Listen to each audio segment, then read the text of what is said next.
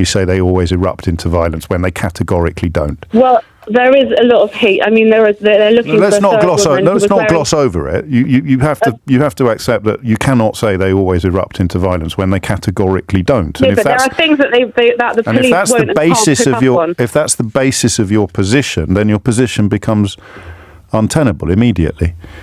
Sometimes all it takes is a few simple questions to completely dismantle a political narrative. That's exactly what you're about to witness.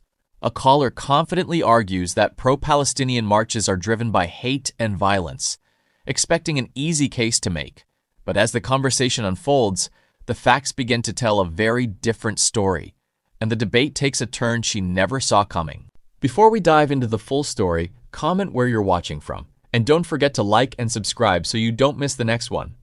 If you enjoy political debates where bold claims are put to the test, hit that like button, subscribe, and turn on notifications. Every like helps this video reach more people, and subscribing means you'll never miss our latest political breakdowns. Now, let's jump into the exchange, and afterward, we'll break down the key moments that made this debate so unforgettable. Hi, James. Hello. I'll tell you what it is. With so much unrest and so much fear within the Jewish community, most of these pro-Palestinian protests erupt in violence. There's there's hate that's called out, and I think... No, they don't, because I have to be clear on this, they don't erupt in violence. There have been I think there were 9 arrests and there have been 5 charges, including people arrested for attacking... Well, I'll run you through it all, actually. There's been a racially aggravated public order offence by a person of no fixed abode who allegedly shouted racist abuse. There's a public order offence after a can of beer was allegedly thrown at a protester in Whitehall. There's been an actual bodily harm charge after an officer was allegedly assaulted and suffered a head injury, which also happened at the Countryside Alliance March a few years ago. And then you've got another racially aggravated public order offence relating to an allegedly racist placard. And then you've got a 16-year-old boy who can't be identified because of his age, has been charged with a public order offence after directing verbal abuse at officers. So you understand I can't let you say they always erupt into violence when they categorically don't. Well, there is a lot of hate. I mean, they're looking let's for not gloss over it. You have to accept that you cannot say they always erupt into violence when they categorically don't. Yeah, but there are things that the police won't and can't pick up on. If that's the basis of your position, then your position becomes untenable immediately. There is hate. Would you not agree with that? There's hate everywhere. There's hate on the West Bank at the moment. You've seen what the American Secretary of... Can I say anything? Yes, of course you can, as long as it's true. When you think about the fear that Jewish people are feeling all over the country, something that exacerbates that and something that makes them feel even more scared. I mean, there are no Jewish people that would feel comfortable to go into a Palestinian protest, and even the word there were Jewish people on it. There were Jewish people on the march, and you've seen the footage from Central Station in New York as well of Jewish people protesting. They're far extremists, and in terms of their support, their anti-Israel narrative. But it's not. But if the fact is that people would be scared to go to a protest like that, whereas in direct contrast to that, the Israeli... Again, I'm sorry you feel I'm interrupting you, but if you say things that aren't true, I have to. There were Jewish people on the march on Saturday. Okay.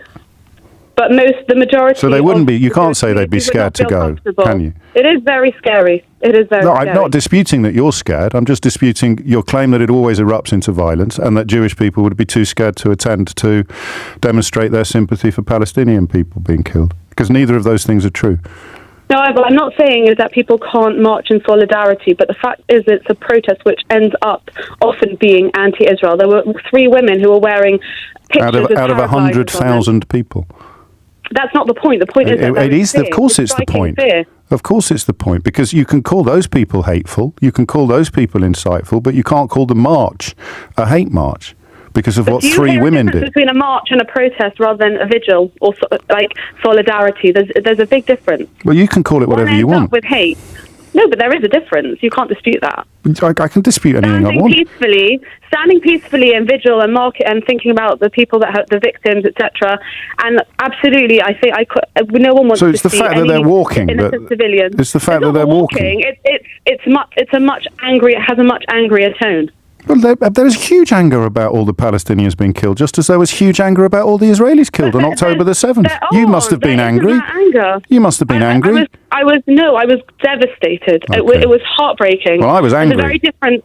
Well, there's a very different. I was very, very angry. I don't know if you heard the show. I was absolutely livid. Yeah, but what were you angry about? The murder of 1,400 Israelis. But was that anger directed at the horrific terrorists? Of course it was. Was that compassion and devastation for the victims? It was both. Unthinkable, unjustifiable, intolerable were the words that I used to describe what Hamas had done. Heartbreaking, utterly, utterly devastating were the words that I used to describe the victims. So why can't people? Why can't people be angry? Why can't people be angry about Palestinians being killed as well? I just want to shout out that the first day that you did your show, it was brilliant. You were really compassionate, really kind, really sensitive, absolutely, and really angry. Yes, but I think there's more anger. What does I mean? It's about compassion and being devastated. Anger and being angry. Doesn't necessarily do something. And being angry. So if I'm allowed to be angry about the killing of Israelis, why can't I be angry about the killing of Gazans? Why can't people march in anger at the killing of Palestinians? It's about compassion. That's the difference. Okay. So how do people show their compassion? Anger then says, who can I fight? Anger is, who can I punish? And that's why I had to pick you up at the beginning on the claims that it always erupted into violence when it simply doesn't. So no one's really looking for a fight. Anger. No one's looking for a fight. I don't mean violence I mean violence as in anger, and that leads on to who can I blame? You can't, unfortunately. Suella Braverman might want to outlaw anger, but even she would struggle to pull that one off, Anna. You can't tell people what they can and can't be angry about any more than I would dream of telling you. Absolutely, but we can have expectations. Go on. The anger then channels into anti-Israel. Well, that is what happens. And then it becomes problematic. But until it does, it isn't. But when you say anti-Israel, you could say anti-Israeli army, anti-Likud. But that's not true. Well, I don't know that you can read the minds of everybody. Very interesting. I don't know if you've looked at the works of the late Rabbi Lord Jonathan Sachs. I'm familiar with some of his work, yes. He has an incredible video that he's explaining how sometimes actually anti-Zionism is the new anti-Semitism. How it's changed over from the Middle Ages. You're going a little bit off message now because what we're talking. You're saying that it's not anti-Israel. It's also anti-Semitic. I'm not. I'm saying you can't read anybody's mind. There are plenty of people in Israel who've got huge problems with what is going on. Are they anti-Semitic? And that's what I believe Suella Braverman. Are they anti-Semitic?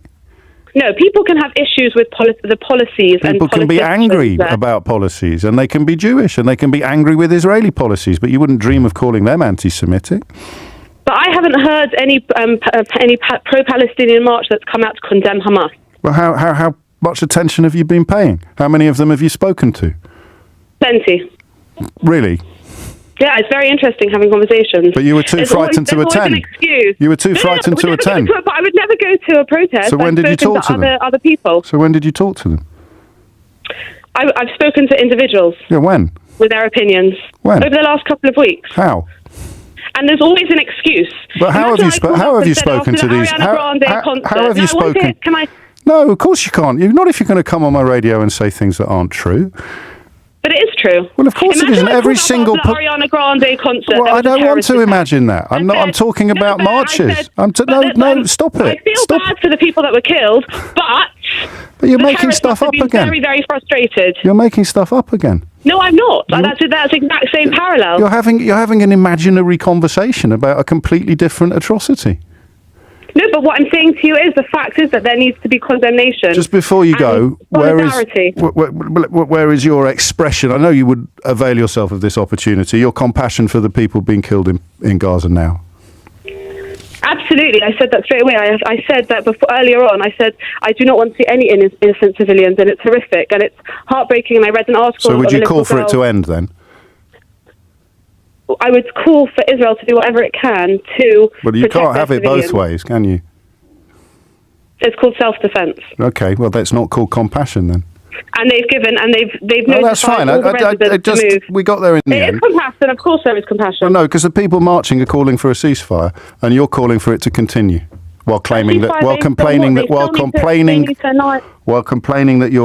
other people aren't being compassionate. So the people calling for the killing to end are the angry ones who are causing fear, and you calling for it to continue are the compassionate one. Do you see where you've ended up, Anna? No, but No, Israel you could have probably don't. What we just watched wasn't simply a heated debate. It was a reminder of how quickly political conversations can shift when bold claims are put to the test. Instead of matching emotion with emotion, James repeatedly brought the discussion back to the facts, forcing the conversation to move beyond assumptions and into evidence. Whether you agree with his conclusions or not, this exchange highlights an important lesson. Strong opinions carry more weight when they're backed by facts. In today's political climate, that's a distinction that's becoming more important than ever. Now it's your turn. Who do you think made the stronger argument, and what moments stood out to you the most? Let us know in the comments below. If you enjoyed this breakdown, don't forget to like the video, subscribe to the channel, and turn on notifications for more political debates and in-depth analysis. Thanks for watching, and I'll see you in the next one.